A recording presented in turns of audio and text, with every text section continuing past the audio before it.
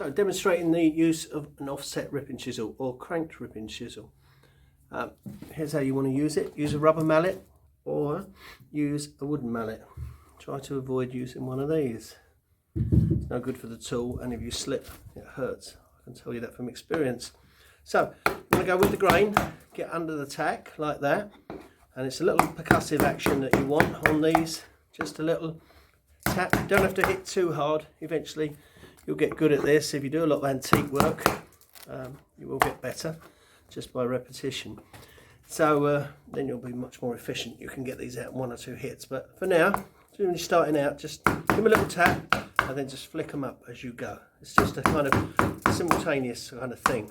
Okay, so there you go. And don't hurry, take your time. As I say, you'll get quicker as you go. Into the corners here, you want to use a little bit of leverage here, and the crank one's really good for that. I use the cranked one all the time, always have. Reason being that it keeps you away from your work and saves your knuckles getting scraped and damaged. The straighter ones, they work, but of course they haven't got the advantage of being kind of offset. So there you go. Pretty simple to use.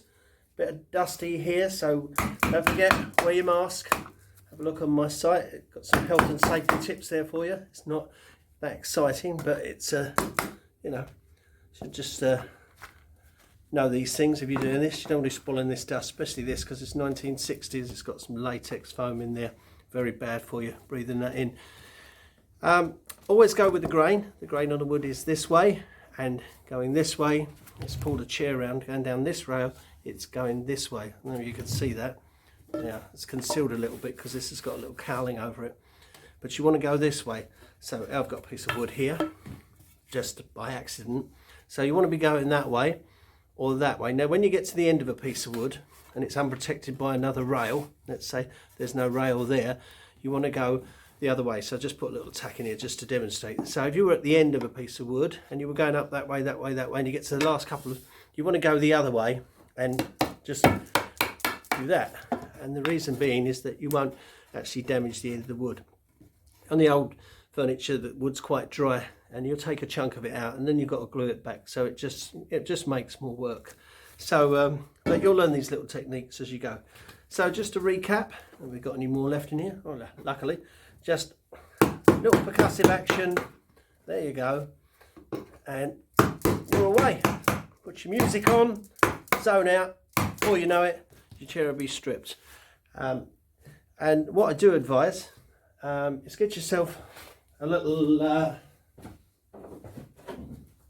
magnet. This one's out of an old stereo speaker, and this will just any tacks you have, it will find them. This saves them going on the floor, and you find him with your bare feet at a later date. So there you go. How to use a cranked ripping chisel or offset.